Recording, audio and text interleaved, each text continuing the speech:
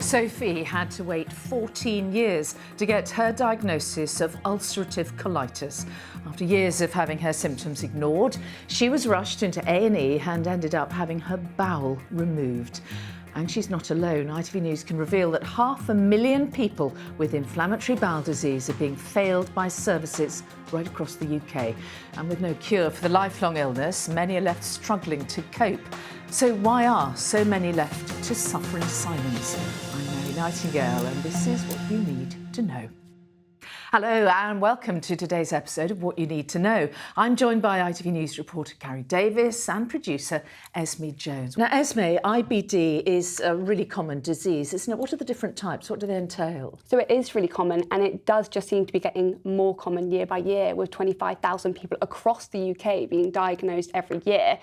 And so inflammatory bowel disease is an autoimmune disease where a patient's own immune system attacks their digestive system.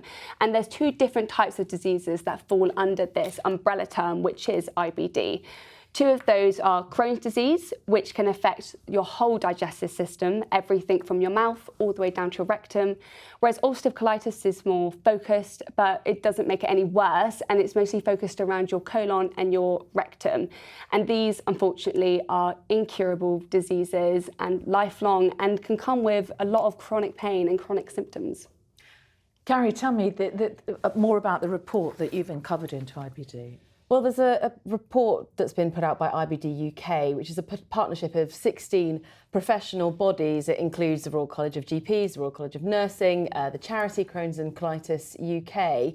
They put together collectively a set of IBD standards, which all the services across the UK that treat people with IBD should be meeting. And they've done a survey of those services as kind of self-assessment those services have done, plus 17,000 patients have responded to questions as well to get a snapshot of how the service is looking. And there was a similar survey in 2019. What we've seen is that the quality of care overall has got worse, according to the people that responded. And within these own self-assessments, these services, none of them are meeting their own standards for staffing or for care, and a high proportion of them aren't meeting waiting time targets either.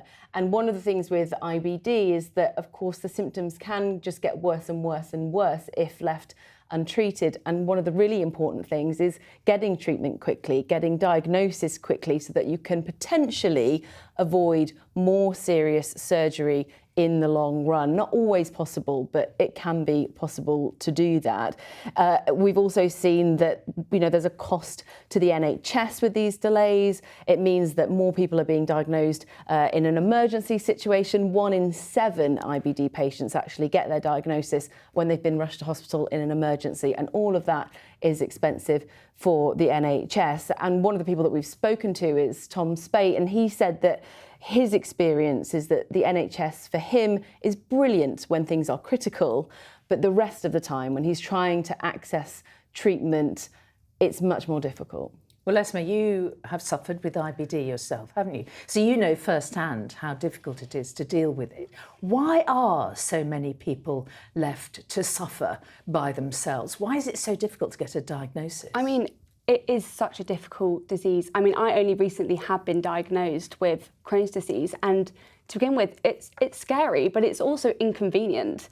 It's something you don't want to deal with. It's lifelong. It's not going to get any better. It can only be managed. And in my instance, I was a journalist working in a national newsroom. I was go, go, go. This was so inconvenient. It came at a very bad time. So I think a lot of people hope it will go away. I think a lot of people, they're not nice symptoms. They can be embarrassing to talk about, and there is stigma behind it, and so they hope it can go away. But when you do speak to your GP, it does seem like there doesn't seem to be the knowledge, and it is easy to be misdiagnosed. And we've spoken to so many people with the disease, and the waiting times are through the roof at the moment. I was very fortunate that my GP did know about the symptoms, did know about IBD, and was able to rush me through the process while I was in active flare-up. And originally, I was supposed to wait 6 months to see my gastro. Luckily, that was accelerated, and I saw them within weeks. But when I spoke to my registrar, she said, if you had waited 6 months, I might have lost my bowel. And that's what prompted this story, because there's people out there who do wait. There's people out there who blindly take we all do it. We all blindly take GP advice. We take what they say as law. But people are being failed and people aren't getting the help that they need. And that's why it's so hard to get a diagnosis, because it's so multifaceted and every single area that there's delays. And Cari, the report that has been shared with ITV News, it reveals that the standard of patient care is actually declining. Yes, isn't it? yeah, What's exactly. behind that? Well, it's a multitude of things, Mary. Obviously, you know, the NHS England would point to funding. They'd also point to the fact that they've struggled ever since COVID, really, to get back on top of the backlogs, not just with IBD care, but across the board. One of the big things in the report is that kind of personalised care is so important with IBD, because although a lot of the symptoms can be shared, it will affect everyone slightly differently and the triggers can be different, and therefore you need a very personalised care plan in order to manage that as best as possible and hopefully avoid these more severe surgeries that people sometimes end up having to have. And what's happening is that's just not possible at the moment with the level of staffing available at these IBD service centres. You've spoken, haven't you, Esme, to other people who suffer with IBD. What's their experience of care? I mean, you've said that your experience was actually, you got quite lucky. Yeah. They got onto it reasonably quickly, but I'm guessing this isn't the case for a lot of people. No, very much so it is not. And the more people that I seem to speak to whilst developing this story, the worse it seems to be. I mean, we spoke to, as you mentioned earlier, Sophie, who it took her 14 years to get a diagnosis from her first symptom. And between the months of 6 months, it was a 6-month period where she first got diagnosed to having her bowel removed. That was how aggressive the disease was. Her doctor actually, well, one of the doctors said it was the worst case of ulcerative colitis that they'd ever seen once they'd finally actually gone in and taken a look. But it took years of her being in absolute doubled over agony. She was passing blood, going to the toilet. By the time she got to the emergency situation that she was in, she was going to the toilet 50 times a day. And every time that was, you know, it's difficult language, but it was loose and there was always blood. It was a 6-month period of diagnosis to losing my bowel, basically. I'd gone through, in that time frame, really rapidly, all the medication you can be put on for bowel disease, and my body just rejected everything. So then I got the news. They said to me, basically, if they didn't remove my bowel, I'd have around 4 weeks to live before the disease could kill me. It was the impact that it was having on my family. Like, I remember one day laying up in bed and I was on all the treatment at home just before going in for the surgery, and my son came into my bedroom and was like, "Mummy, are you going to die?" And it was just like, my God, like, I don't know. I actually don't know. Like, I don't know how serious this disease is. I don't know what it's going to do to me. I mean, it's just horrifying, isn't it? It's harrowing. Poor woman, really desperate. If people are watching this and suspect that they might have symptoms of IBD, what should they do? They should not ignore it. They should definitely, it will not go away. It's something not to be avoided. And we're very lucky we have Crohn's and Colitis UK, which is a phenomenal charity doing fantastic work, and they're doing work all this week with Crohn's and Colitis, for Crohn's and Colitis UK for the whole week. And the first thing to do is speak to your GP. But if you are experiencing the symptoms, you need to self-advocate. You know your body, you know when something isn't right, and you need to be able to push for a second look. You don't want to end up with emergency surgery because you didn't push for a second opinion. So you pushed and you got that. How has your life changed? So it's still quite an adjustment. It is difficult. I mean, as someone who's very career orientated and ambitious, it's difficult to manage. And like I said, it is an inconvenience. It's something I don't want to have to deal with. But I mean, having looked more and more into this story, I am one of the lucky ones. I mean, when we look at Sophie, and we spoke to Tom Spate, who Cari mentioned earlier, who was on tour with Tom Odell, and he was throwing up before, he has Crohn's disease, and he would be throwing up before he went out live and performed. And it is something, you're dealt the card you're dealt, and it's something that will have to be managed. But why can't people have the same experience that I did? And that is mostly put down to how phenomenal my GP was, how she listened to me, she took my symptoms seriously. I told her something isn't right, I don't know why this is happening. And she didn't take no for an answer.